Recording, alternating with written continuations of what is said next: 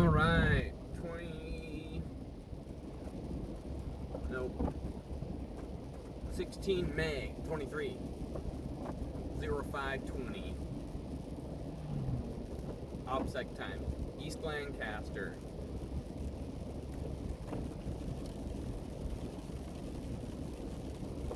Thought I would do some quick philosophy video.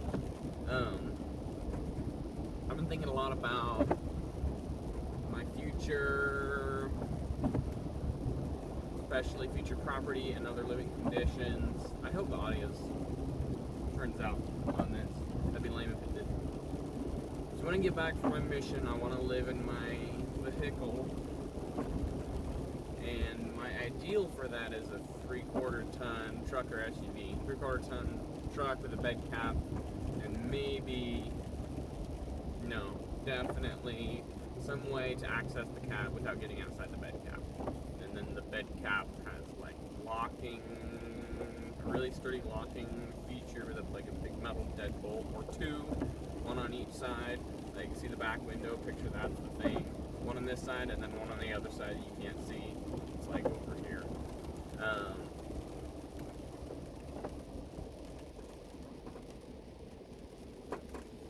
So 3/4 ton SUV kind of makes more sense, but then it's with the 3/4 ton truck with the camper, or the camper shell bed cap modified to my specifications. You have more modularity, question mark, for gooseneck trailers and dirty cargo and dirt and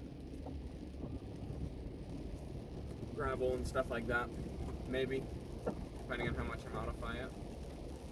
But also, I've got a lot more options because they discontinued the Ford Excursion and the Chevy Suburban 2500 a long time ago, and they didn't have as many engine options. So, either swap those vehicles for the modern, or put the modern diesel engine in those vehicles, or convert an F-250 or a Silverado 2500 or whatever with the bed cap and insulation and stuff like that. One of the two. That's my ideal. At first, when I get home from my mission, it's probably going to be one of my parents' old cars that I buy from them. Spaceship, that would be next level hardship. Well, America, by American standards, hardship. Being able to go wherever I want and not get shot, and etc. Yeah, I talk about hardship. Hardship by American standards. But that would be cramped quarters. I would really be living in the changing rooms of gyms if I did that, which is not something I'm super fond of. This truck is also an option. I may end up buying this truck from them.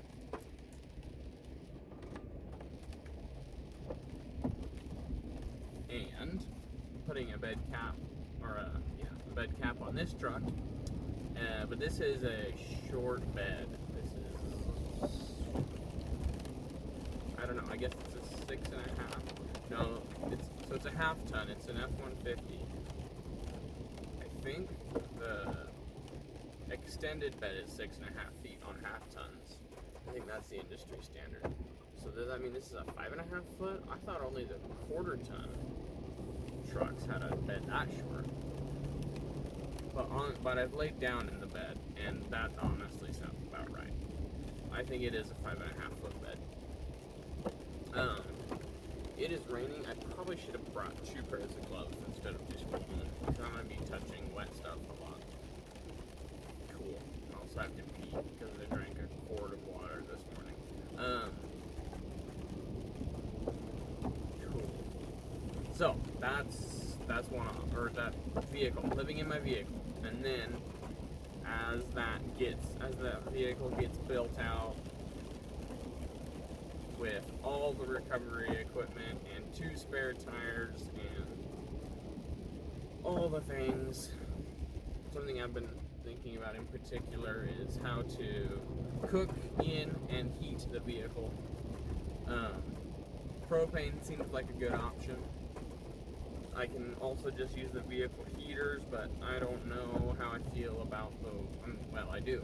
I'm hesitant about the increased wear and tear on the engine, having the engine running all day and most of the night, or all night. I don't know. I don't think I want to do that. But who knows? I haven't decided yet.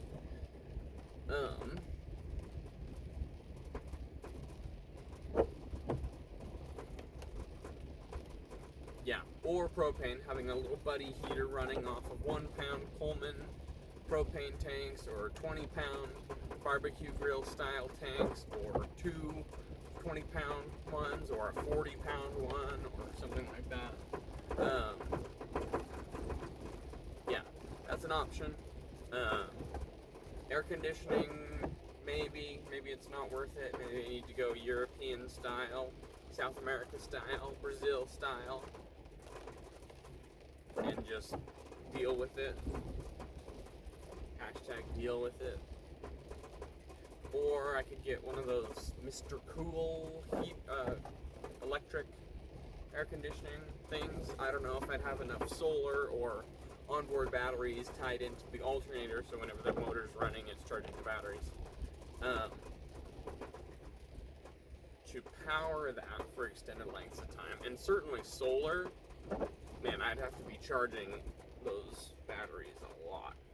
If I'm charging those batteries just off of solar, there's no way that I'll be able to run that AC. But that's an option too, and having air conditioning would be a big deal. Being able to get out of the weather would be a huge deal. I mean, I could go full third world country and live in the elements all the time, or full time. People do that in like most of the world. But that's a huge thing for saving time on laundry and all the things. And morale boost and all of that, and that makes me more effective on target with all the other things, because higher morale, other thing, or more focused. That's ironic. I was like, what's the word? Focus.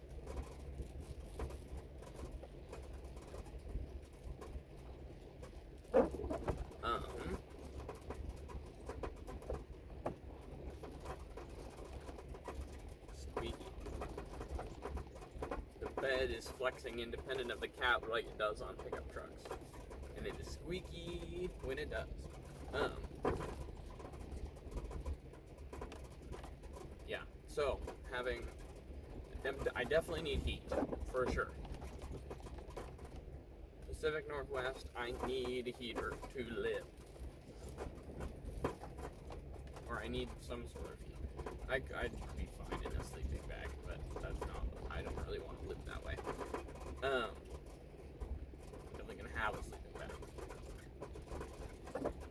But AC would be awesome too, especially because I'm me. So, yeah, living in my truck, and then once I can afford land, basically the cheapest land I can find that's good, the sacrifice I'm gonna make is having something that's a convenient location. It's gonna be very rural and inaccessible. Even if like it's so inaccessible that Subarus can't make it, only like Jeeps and trucks can. That'd be cool. That'd do. I'd do that.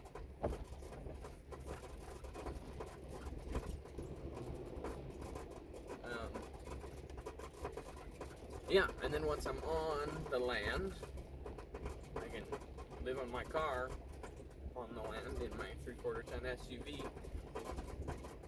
or whatever. Oh, something else I've been thinking about, quick tangent, is tall roofed.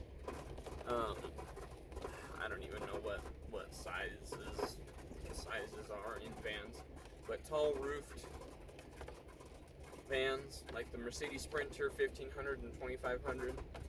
just getting a normal one and converting that. They come in 4-wheel drive options. They don't tow and hold as much payload, but then I can stand up in it. It's kind of more optimized for living in. That would be actually like good living space, like legit.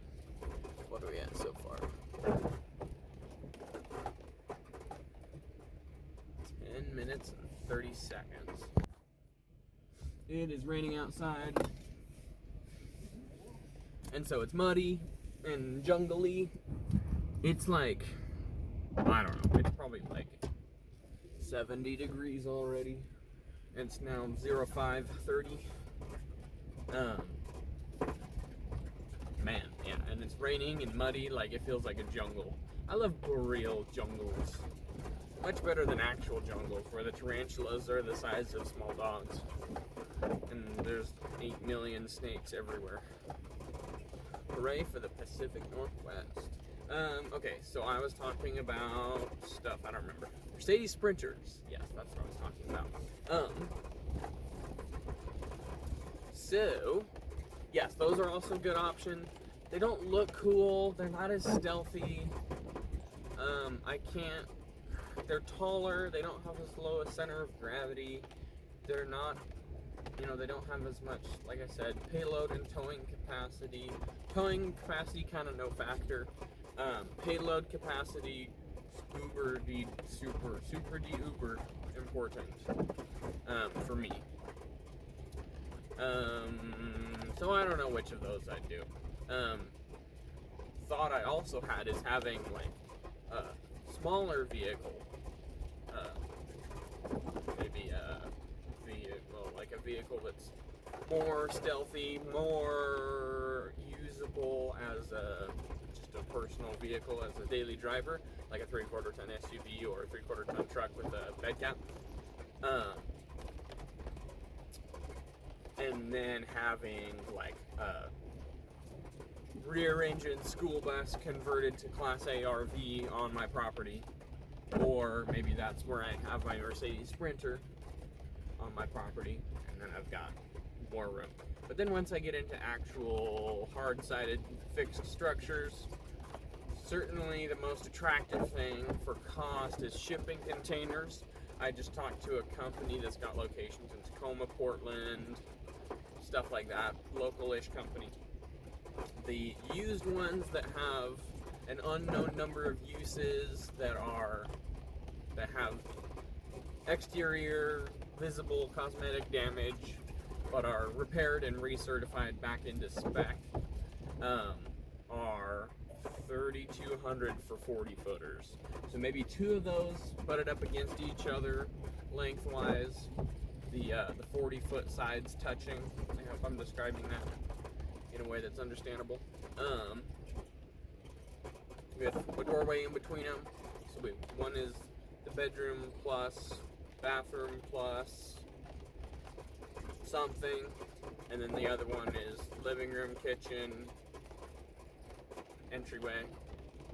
And there could even be a door there, even more than just a doorway. And then a front door, back door, and windows. Ideally, I'm cutting less holes than that in the shipping container, but whatever. And then put a roof and a siding on it, and put water collection on the roof, and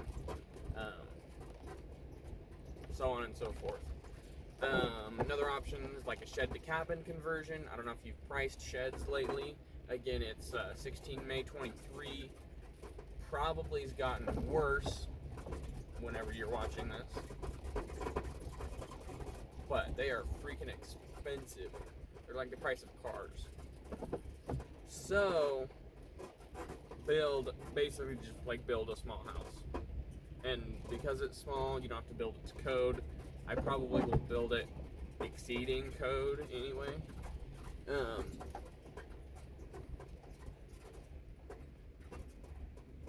Let's see. Do I drive the truck up in there? Or just leave it over here? I think I drive my truck up in there, but no, I'm just gonna leave it here.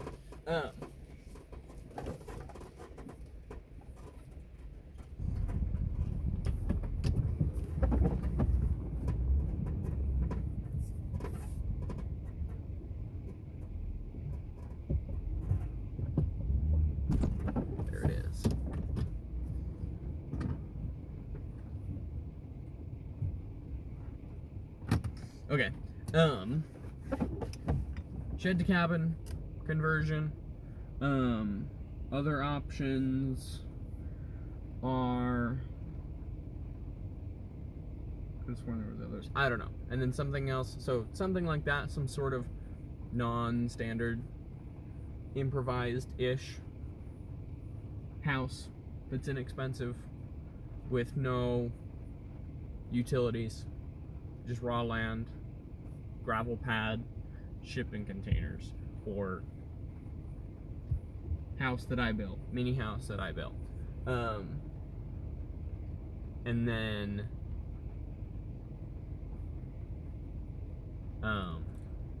so then the other consideration is power, or, well, everything.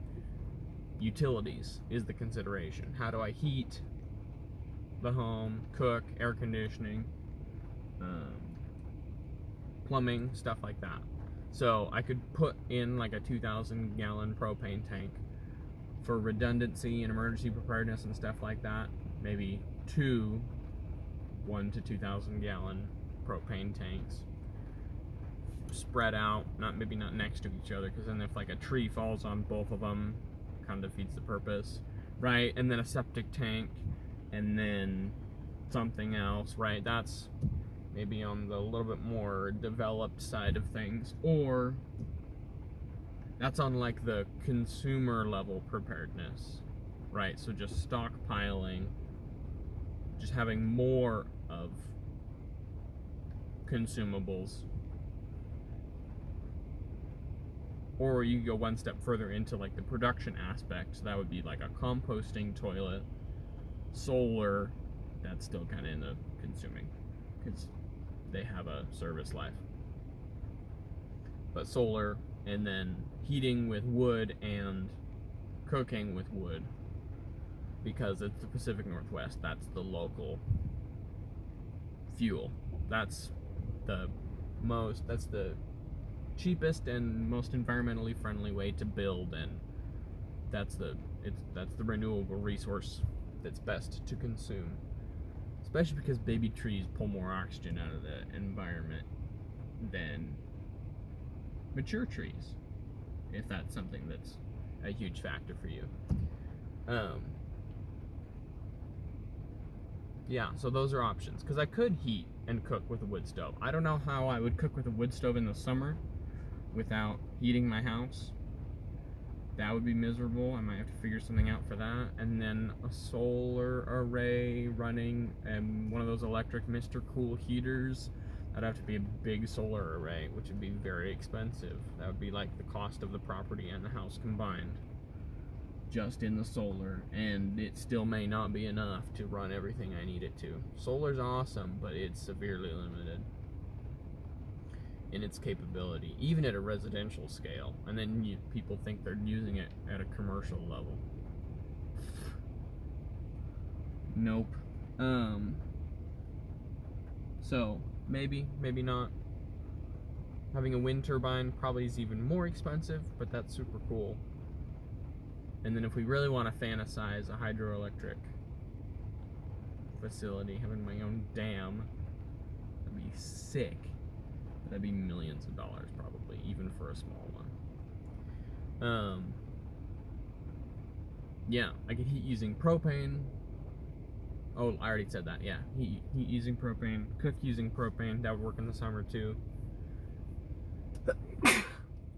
They make propane-powered refrigerators and probably air conditioners too. I could have a propane generator to make my power. That's heavily reliant on propane. But that probably makes more sense than solar. But then I'm heavily reliant on propane. However, in a 40-foot by 16-foot by 8.5-foot house running off of 2,000 to 4,000 gallons of propane, that would be many, many years worth of propane, even if I used it for all that. So I don't know, give and take. Yeah, just some thoughts. 20-minute video, so I don't know.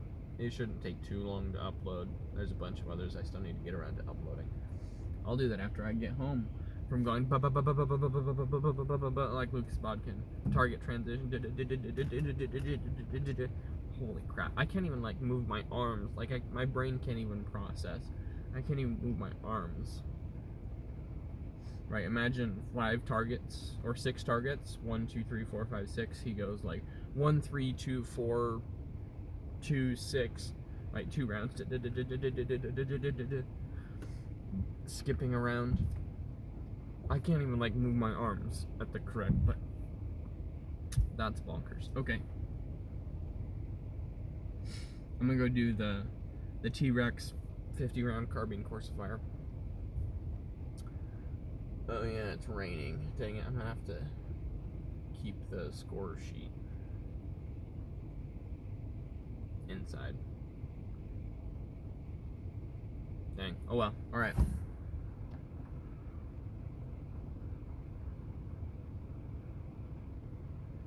Yeah, I guess that's it.